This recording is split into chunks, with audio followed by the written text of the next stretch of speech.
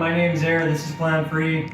Here we are, June 22nd, 2020. Lori and I have just come to the end of essentially 3 months isolation in Bali.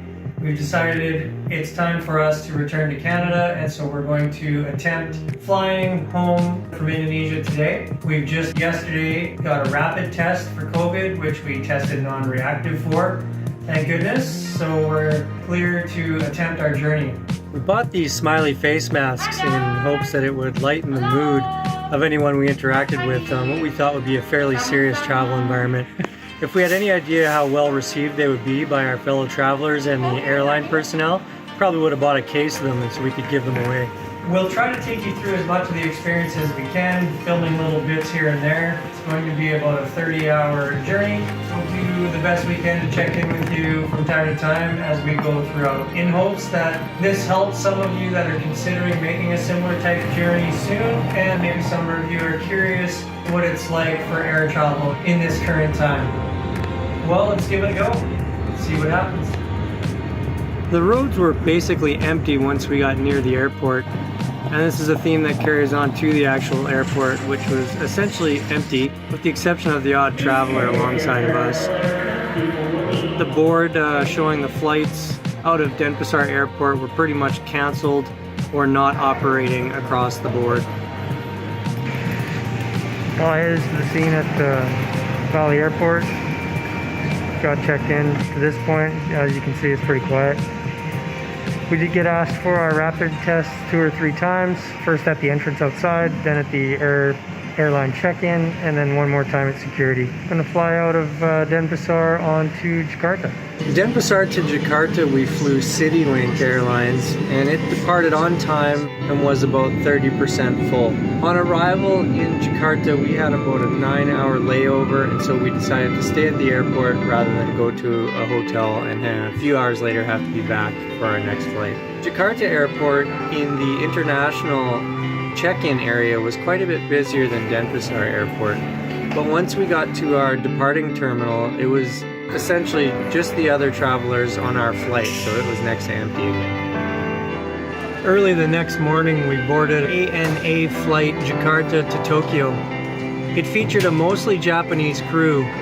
They were eager to tell us that they liked the smiling masks, which was great. The flight was about 15 to 20% occupied. With many empty seats, it was easy to sprawl across 3 seats and sneak in some Z's on the way to Tokyo. Lori was elated with the on-flight meal and drink service. A little second.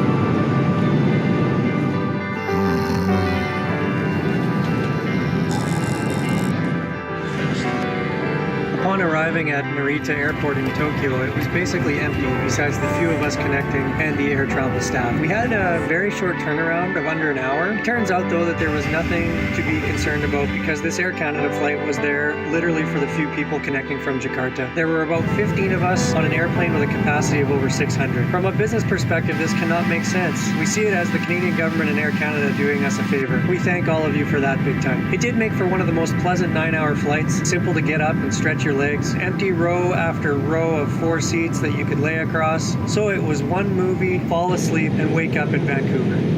The international arrivals and customs sections of the Vancouver airport were basically empty. At this point, we did have to fill out a quarantine plan form. The customs agent also asked us some questions about our stated quarantine plan at this time. The domestic departures section of the Vancouver airport was quite busy in comparison, with several flights awaiting departure and many travelers lining up for them. This was easily the busiest, most crowded leg of our journey. Not surprisingly, this interprovincial flight was the most crowded at about 60% capacity. People were seated in the window and aisle seats, middle seats were left vacant. All in all, it was probably the smoothest trip from Indonesia to Canada that one could hope for, coupled with the most anxiety leading up to it, because there were so many question marks. Hopefully this will help comfort some of you facing a similar journey soon. We'll do our best to answer any questions you may have. Please place them in the comment section below this video. Now begins our 14-day government-mandated quarantine period, which we have chosen to pass in our motorhome. Maybe we'll do a video about this quarantine. Again, we hope this video helps you. My name is Air, this is Plan Free. Thanks for watching. If you found the video helpful, please click the like button and subscribe. It helps out a lot. and it's free. Only takes a second. Thanks everyone. Bye for now. There she is.